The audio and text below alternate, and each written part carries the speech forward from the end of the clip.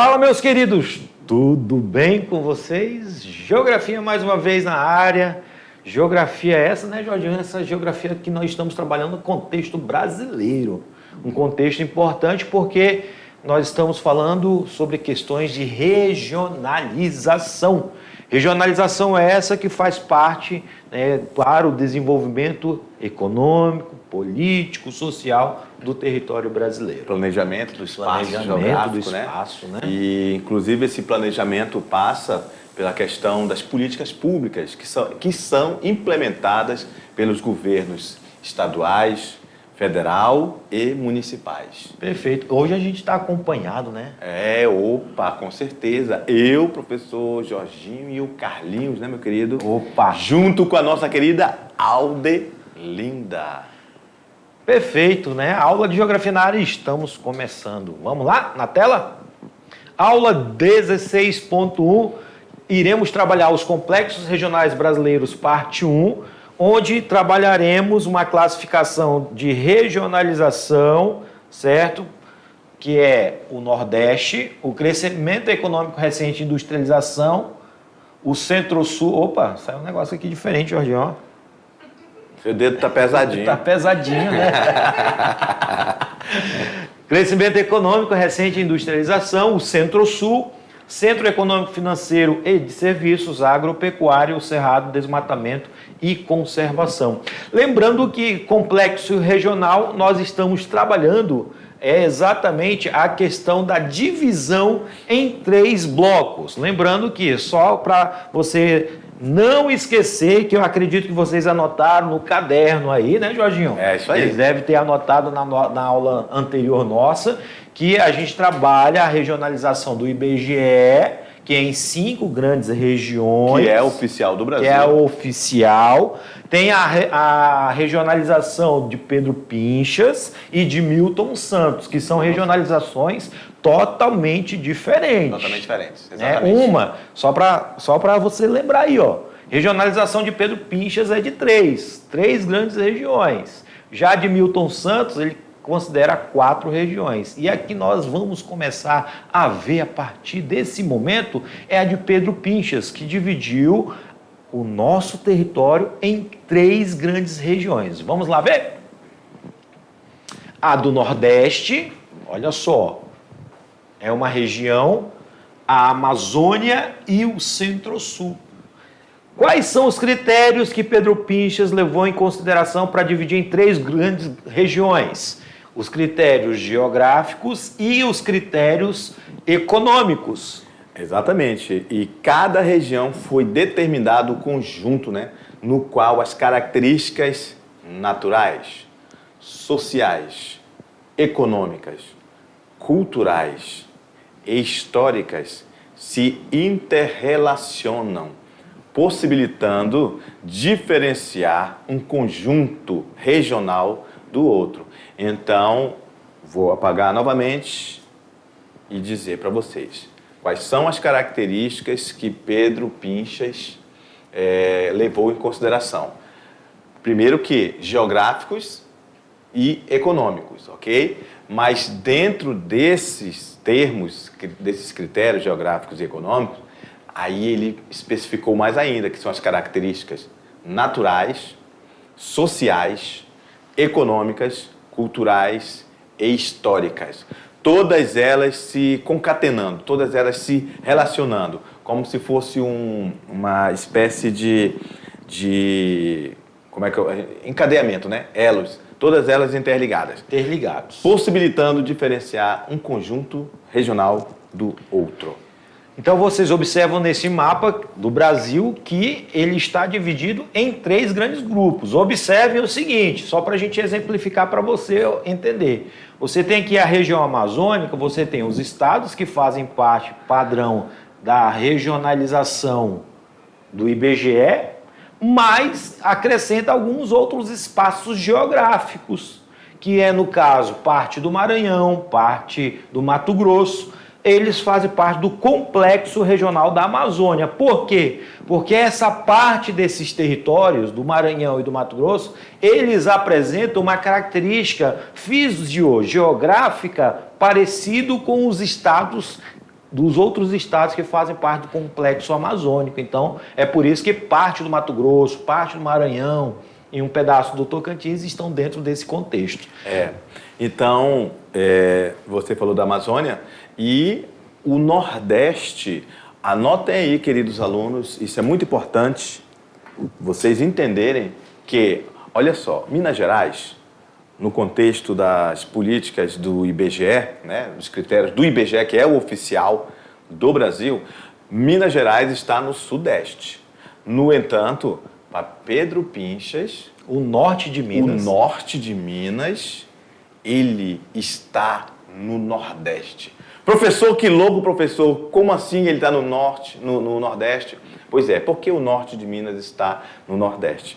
Porque a gente falou para você agora há pouco que ele fez esses critérios e as características naturais, sociais, econômicas e culturais e históricas. E olha aqui Minas Gerais. Minas, questão cultural, as pessoas dali, daquela região de Minas, estão culturalmente mais relacionadas com o Nordeste. Que mais, professor? O clima. Aqui, o Nordeste de Minas Gerais, o clima é semi-árido, ok? O que mais, professor? A economia. A economia também é muito parecida com a do Nordeste. E ali, por questões naturais, econômicas, culturais, eles, segundo Pinchas, o norte de Minas Gerais vai fazer parte do Nordeste. Agora a gente vai mostrar o Centro-Sul, porque o Centro-Sul também tem uma característica peculiar. Eu vou fazer de outra cor, Jorginho. Faz aí. Eu vou fazer de verde. Muito bem, muito bem. Aqui. Olha só. Você observa aí que o Centro-Sul você tem... Não, vamos fazer o seguinte, apaga, né? Isso, apaga, vamos fazer de verde, isso, né? Verde. Isso, continua no verde. Isso, aqui, só para dividir, para não ficar muito... Pronto.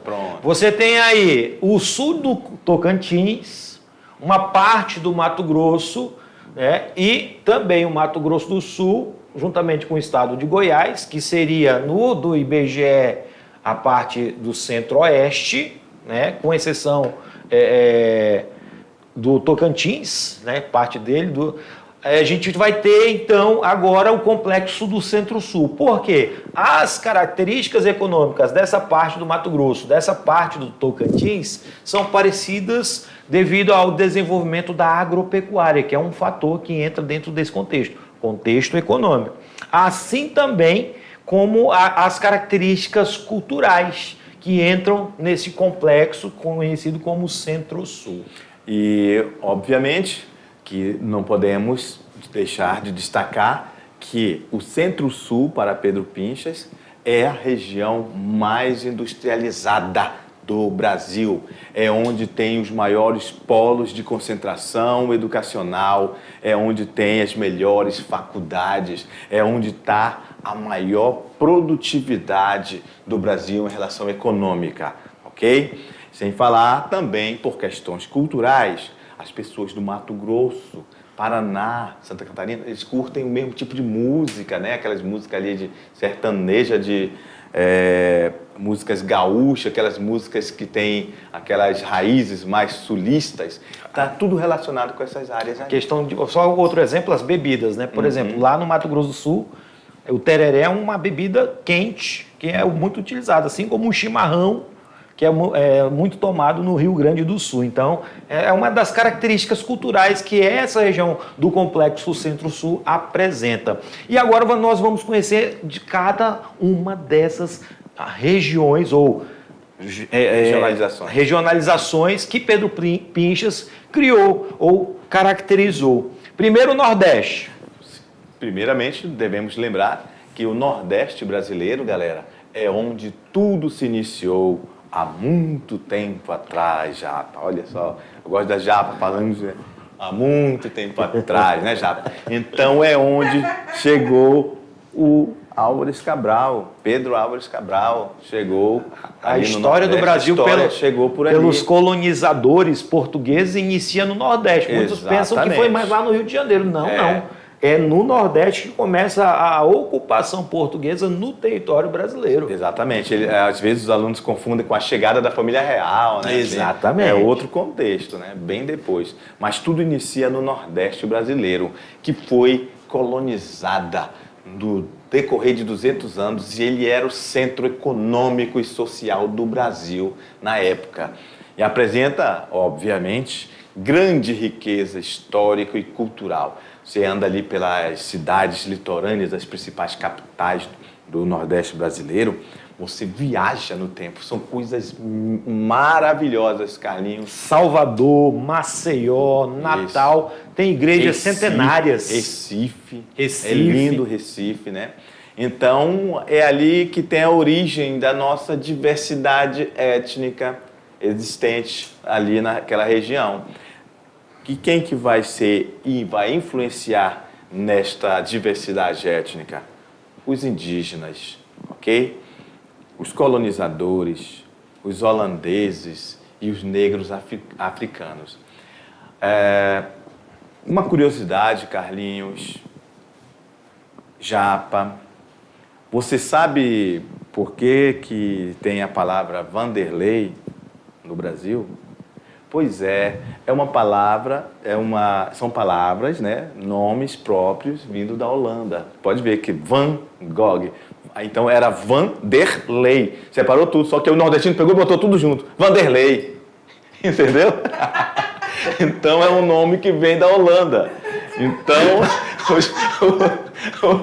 o meu amigo Carlinho está rindo, porque ele talvez também não conhecia essa história. Mas então é uma das curiosidades dessa diversidade, inclusive de idioma. Fala, Carlinho. Você curte o Vanderlei Andrade? Vanderlei Andrade, ele tem a música O Traficante do Amor. Quem não gosta do amor, né Japa? Então, Vanderlei é um nome que vem de origem holandesa.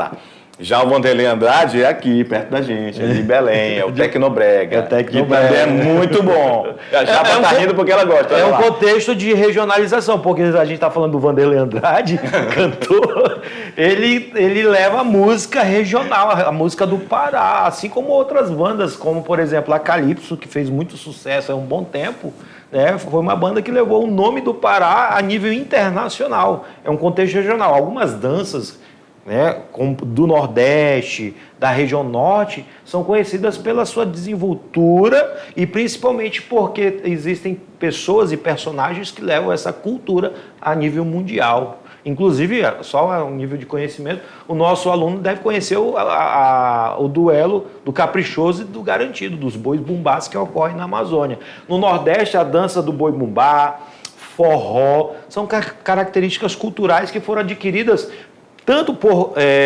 conforme foi sendo ocupado esse espaço geográfico. Exatamente.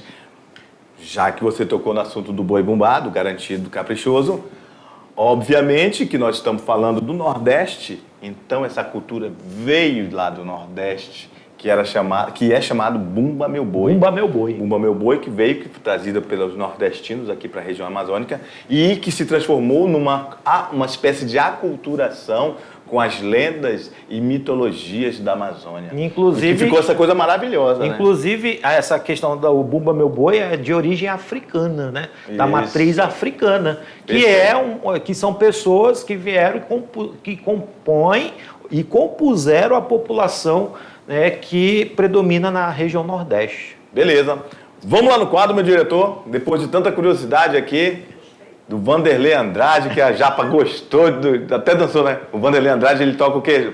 Forró, né? Olha aí, fala do forró. Aê, Japa. Então, vamos para a próxima aqui.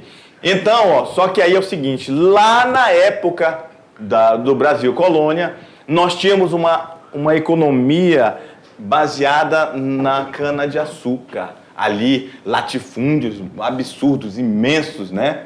A plantation. Então, ali depois teve uma perda da sua importância e verde com verde não dá, né? Aí não aparece, né, Jorginho? Vamos lá. Então, vem a mineração lá no Centro-Sul, que passou a ser a principal atividade no Brasil, no Brasil colônia. E a partir do século XVIII, o Nordeste deixou de ser o centro econômico e político da colônia.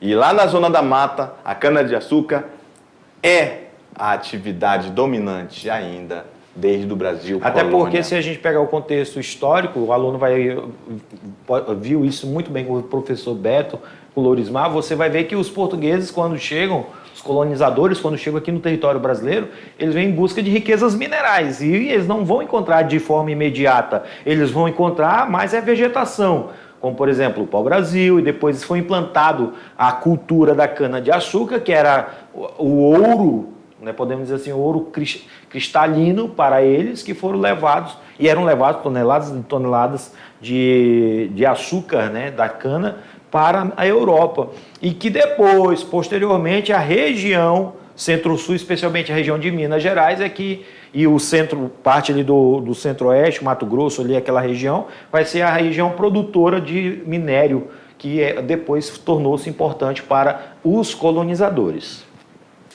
Essa área, que compreende mais de 1 milhão de quilômetros quadrados, ou seja, de quase 18% do nosso território, possui um pouco mais de 57 milhões de habitantes. É a segunda região mais populosa, tá? A região Nordeste, ou Complexo Regional do Nordeste. Dos 3 complexos regionais, é o que apresenta a maior extensão litorânea. Olha só, Jorginho, belíssimas praias que existem naquela área, essa área do Nordeste, estando muitas de suas principais cidades e capitais localizadas no litoral ou próximo a ele.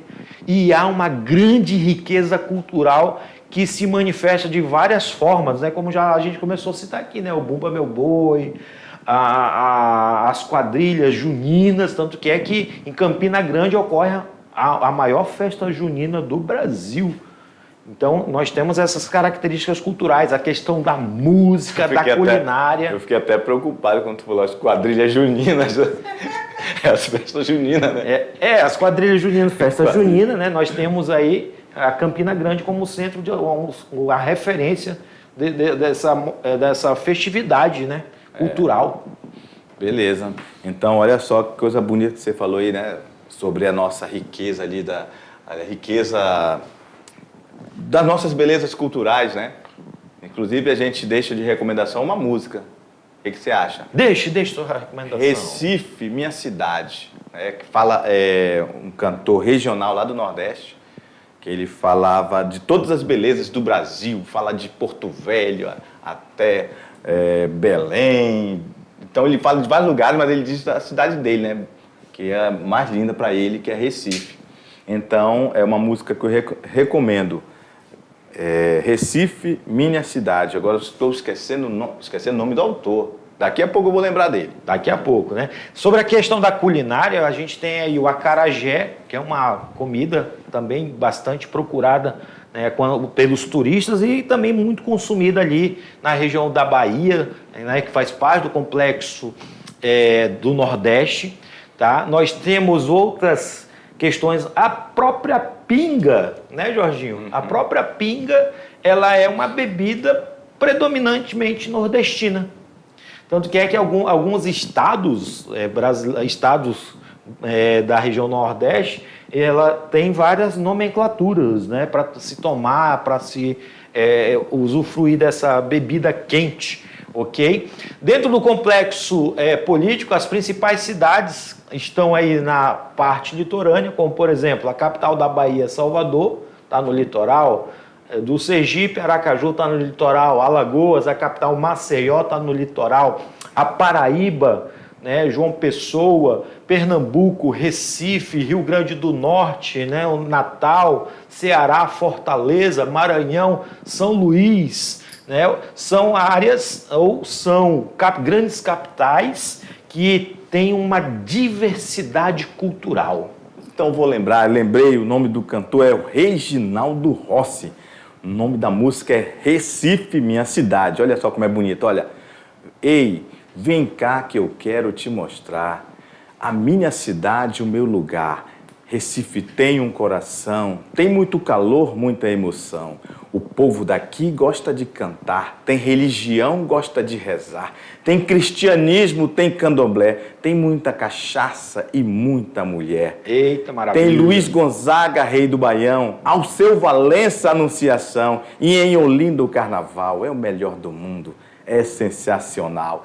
Então é uma música que a gente recomenda o aluno ouvir, né? Do Reginaldo Rossi. Exatamente, é uma música linda, linda, linda. Perfeito. Aqui vocês observam, né, as capitais de cada estado, certo? E uma curiosidade sobre a região Nordeste. Ela apresenta a maior quantidade de estados do território brasileiro, certo? Então, essa região é uma das mais ricas culturalmente, podemos dizer assim, uma das mais ricas historicamente, porque a maioria dos monumentos históricos concentra-se exatamente nessa grande região. E essa região ela é dividida em 4 trechos, ou conhecido como sub-regiões. Exatamente, o meio norte, o sertão, o agreste e a zona da mata. E para ter essas subdivisões, foram utilizados critérios naturais, ok? Então, meus queridos, está aí a informação que você precisa saber sobre o Nordeste. Muito importante, ó. 1, 2, 3, 4. Então, agora a gente vai aparecer para você por que a gente falou isso para você. Vamos lá. 1, 2, 3, 4. Então, o Nordeste, a gente não pode imaginar ele só aquele imenso semiárido. É isso? Não pode também imaginar somente uma grande extensão litorânea, né? Nem só miséria, nem só fome. Exato. É isso, tem muitas outras coisas. O Nordeste é a primeira, né, a grande região a ser habitada, falamos agora há pouco. Então tem áreas que são muito produtivas, com solo muito produtivo. E também é uma região muito grande, maior do que muitos países do mundo. Tanto que nós falamos que tem o maior quantitativo de estados brasileiros, né? Obviamente, né, que haverá concentração no litoral, não é isso? Exato. Então, justamente por ter as principais cidades que se tornarão polos de atração dessas pessoas. Mas aí sim a gente tem que lembrar que o Nordeste tem esse imenso semiárido chamado sertão nordestino. Geralmente, quando os nossos alunos, a gente fala de Nordeste, as pessoas imaginam assim, a pobreza, o calor, aquela vegetação seca. Não. O Nordeste tem áreas até muito desenvolvidas, tem até complexos industriais. Com certeza. Inclusive, em aulas passadas, nós falamos que um dos motivos de a população do Sudeste estar retornando é justamente por causa dessa industrialização, que se tornou o polo de atração dessas pessoas que tinham ido em busca de trabalho. Exatamente. Vamos lá no quadro, meu diretor? Então, olha só, está aqui a imagem. A gente tem aí as sub-regiões, né? Essa parte verdinha aqui é a zona da mata. A zona da mata é justamente a faixa litorânea em si. Okay? Alguns alunos devem estar perguntando, mas professor, por que esse nome Zona da Mata? É porque, além de ser a parte litorânea, é onde concentra uma vegetação muito importante, um bioma, vamos dizer assim, muito importante para esse complexo, que é os mangues, que é próximo a áreas alagadas, né? E aí a gente tem o agreste, que é essa transição entre a Zona da Mata com o sertão nordestino. Ok? Então o agreste é essa faixa de transição que está aqui. Vou mudar aqui a cor, vou colocar em azul. Esse agreste é esse aqui, ó, esse que está em bege, né? Em laranja aí para eles, eu acho. Para eles é laranja, né? Laranja, né? E aí esse imenso bege claro, sim, realmente é o sertão nordestino, que é muito intenso e muito grande no Nordeste, ok? E aí a outra é aquela que o Carlinhos falou agora há pouco, que é o meio norte. Professor, por que é meio norte? Porque ele está sendo uma área de transição entre o sertão nordestino com a Amazônia. Exatamente. E essa faixa de transição vai ter uma imensa mata chamada Mata dos Cocais. Perfeito. É isso? Vamos ver as características de cada uma delas, porque a gente tem que falar sobre a questão da população, a questão do relevo, o clima. Começando com a região do meio norte, como o Jorginho já falou, é a área de transição entre a região da floresta amazônica e a questão do sertão e cerrado, certo? Que pega trechos tanto Amazônia, Cerrado e Sertão. E o que acontece? Essa região, que é a faixa de transição, nós vamos ter uma população pouco numerosa. Portanto, tá de preto, né? Vamos mudar a cor aqui. Tá? Tanto que ela apresenta, olha só, uma população baixa, e também há uma baixa densidade demográfica nessa região. E o clima dela é o equatorial e o tropical, é uma região que apresenta planaltos e planícies, a sua vegetação é formada pelo cerrado, uma parte dela, a mata dos cocais, como o Jorginho falou, onde você vai encontrar algumas espécies de árvores, como é o caso da carnaúba e do babaçu. Também vamos falar sobre a questão pluviométrica, que influencia diretamente na questão econômica, porque você vai ter aí um índice pluviométrico relativamente alto, porque exatamente como a região amazônica há uma grande pluviosidade, influenciada pela massa equatorial atlântica, então essa região também vai ter um grande quantitativo de chuvas predominantes na região do meio norte. A economia baseia-se exatamente no extrativismo vegetal e principalmente explorando o babaçu, certo? Que é uma árvore típica dessa região, tá? Nós vamos ter a agricultura que baseia-se na produção do arroz, do algodão e a cana-de-açúcar, diminuindo mais ainda e utilizando os boias-frias, período em que se há exatamente essa produção e a colheita. A pecuária ainda é rudimentar, portanto é uma pecuária extensiva, e nessa região há o predomínio de surgimento de pastagem, substituindo a vegetação nativa. E aí para ter pastagem tem que destruir a vegetação nativa, né? O sertão está localizado entre o agreste e o meio norte, é isso? Olha lá.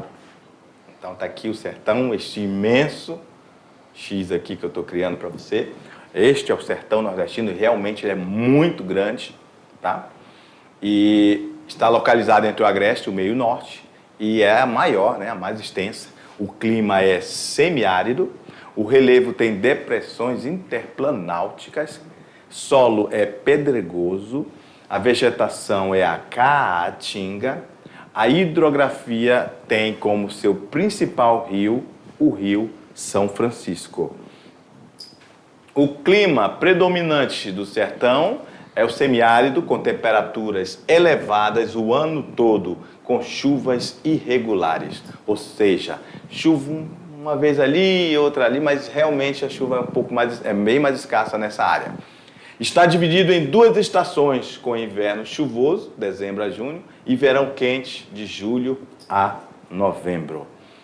Pratica-se nesta área a pecuária extensiva e em vários trechos a agricultura, inclusive a irrigada, sobretudo no Vale do São Francisco, aproveitando as águas do Rio São Francisco, e na região de Mossoró, interior do Rio Grande do Norte. Ele é marcado, o sertão, agora vamos falar a questão econômica, ele é marcado pelo latifúndio, Carlinhos. Então lá tem muitos latifundiários, ao longo de séculos eram chamados, né, as pessoas ali que eram fazendeiros, né, eram os coronéis. Né, isso? Então, lá nas bocas do sertão, ilhas úmidas, encontramos principalmente a subsistência, ou seja, pessoas que têm ali os seus terrenos, seu sítio ali e vivem de uma forma subsistência. O que isso quer dizer? São pessoas muito humildes, é o verdadeiro sertanejo, aquela pessoa forte, aquela pessoa batalhadora que trabalha de sol a sol para conseguir um pouquinho para se alimentar. Tá? Essa região, por ser uma região muito quente, e falta de chuva, geralmente a alimentação dela baseia-se em alimentos à base do milho, do arroz, da plantação de arroz, porque são plantações predominantes da agricultura extensiva, né? Para alimentar os animais, eles usam até uma vegetação nativa, o xique-xique, né? Que é um tipo de planta predominante do sertão, exatamente. É bem parecido com um cacto. Lá nas indústrias, principalmente lá na região de Fortaleza, que é um centro urbano industrial que está nessa área, capital, né? Que é uma das grandes capitais do Brasil, né? Está nessa área. A indústria lá é têxtil, de calçados, alimentos e bebidas. O Agreste, ele é uma região estreita e paralela à Zona da Mata, que vai do Rio Grande do Norte até grande parte da Bahia. Ela está na transição da Zona da Mata e o Sertão.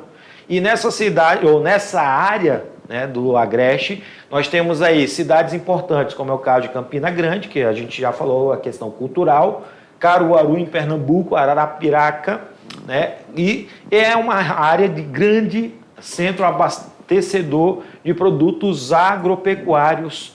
Tá? Os produtos agropecuários predominantes é da monocultura do fumo e soja, além da criação de caprinos e ovinos.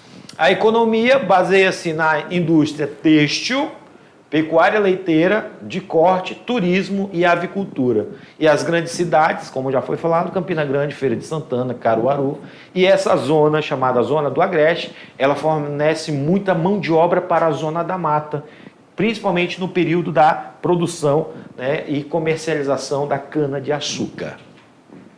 E a Zona da Mata é aquela faixa litorânea que mostramos para vocês ali, né, que se estende lá do Rio Grande do Norte até a Bahia, passando pela Paraíba, Pernambuco, Alagoas e Sergipe.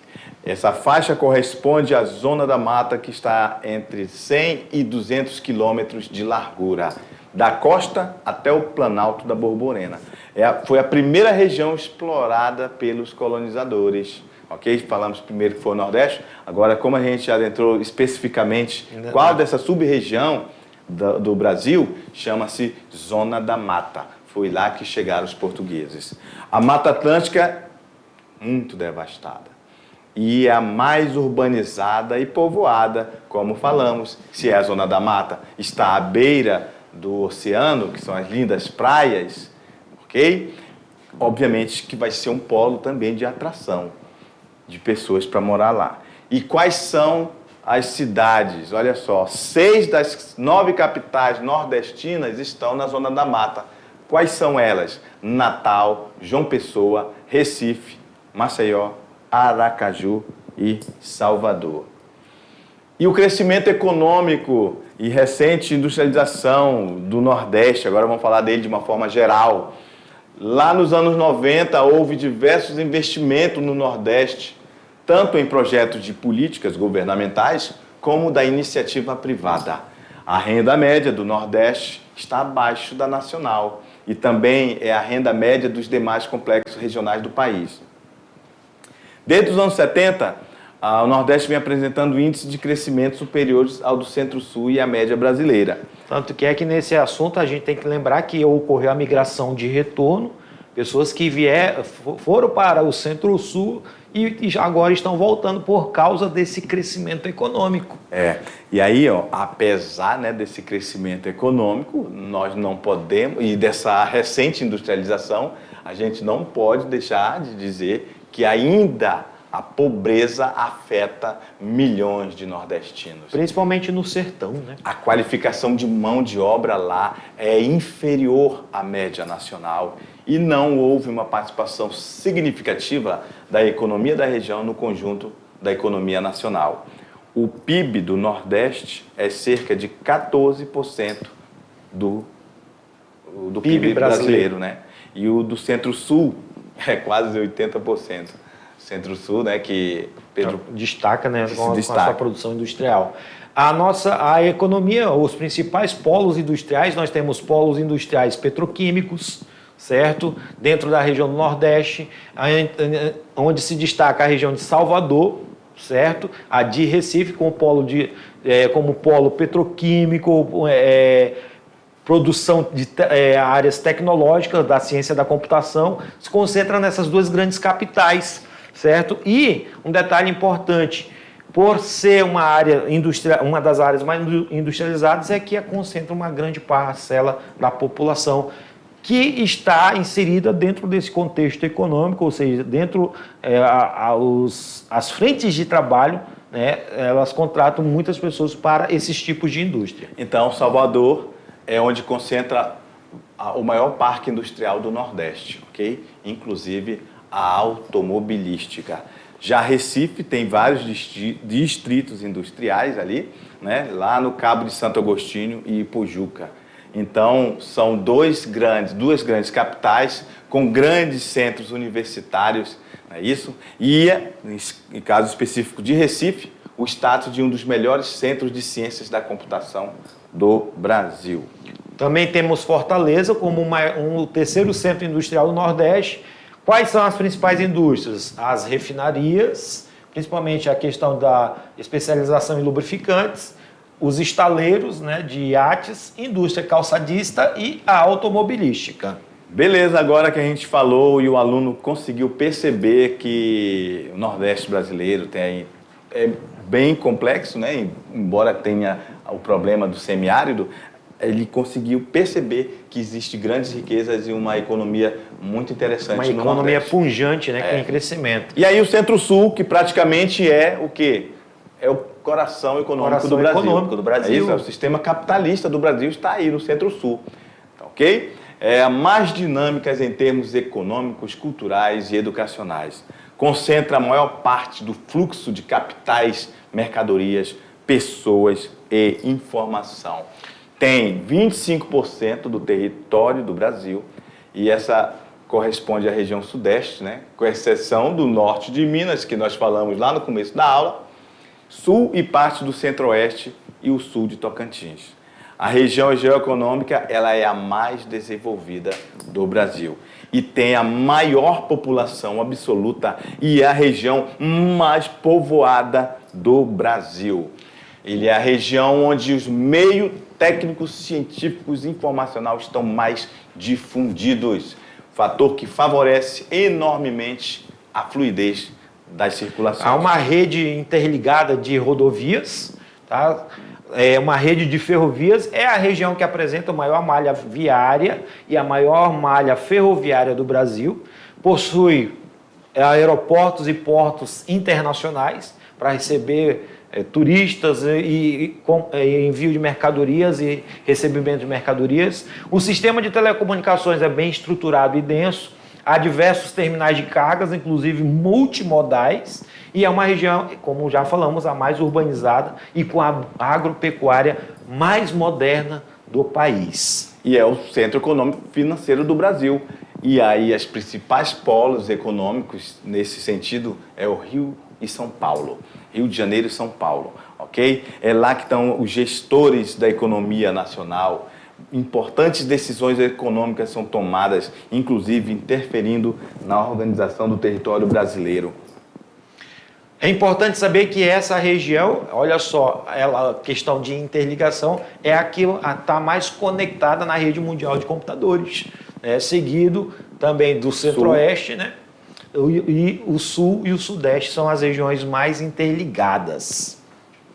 No Centro-Sul, os principais centros de pesquisa estão exatamente em São Paulo, no Rio de Janeiro, Campinas, Belo Horizonte, São José dos Campos, mas também temos outros polos, Curitiba, Goiânia, Brasília. Enfim, né? São áreas que apresentam um grau tecnológico.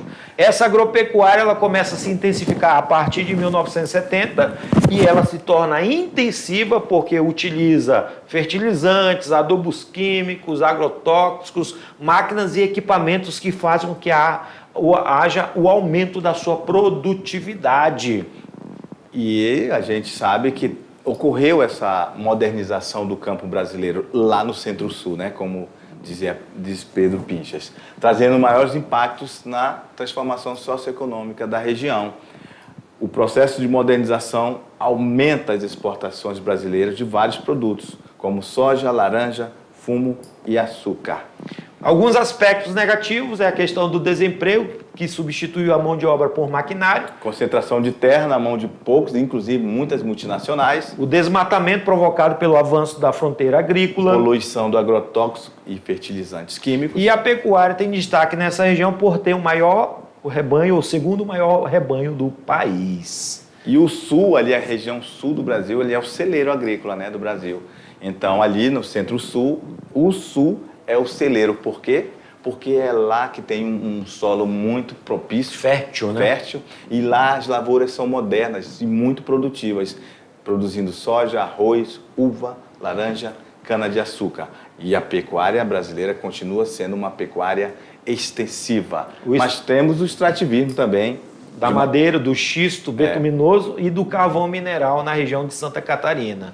As principais atividades destacam-se na região do Rio Grande do Sul, Santa Catarina e Paraná, entre alimentos, vinhos, moda, agroindústria e automóveis. O centro-oeste do Brasil é aquela região celeiro produtora de soja, inclusive afeta diretamente o nosso estado. Boa parte dessa soja ela é escoada através da BR-364, chegando ao porto aqui em Porto Velho. Apresenta uma baixa densidade demográfica, a pecuária é extensiva. E a menor concentração industrial do Brasil. E a gente tem a questão do cerrado, né, que está também tendo uma grande quantidade de desflorestamento nela, desmatamento, que as causas dela é a expansão da soja, da pecuária, as carvoarias e as queimadas. E essa expansão agrícola, a gente percebe que as áreas de pastagem estão sendo substituídas pelas plantações, as áreas nativas também estão sendo substituídas pelas plantações de soja. Galerinha, era isso que nós tínhamos para vocês, falando sobre os complexos regionais. Nos encontramos no nosso resumão. Tchau!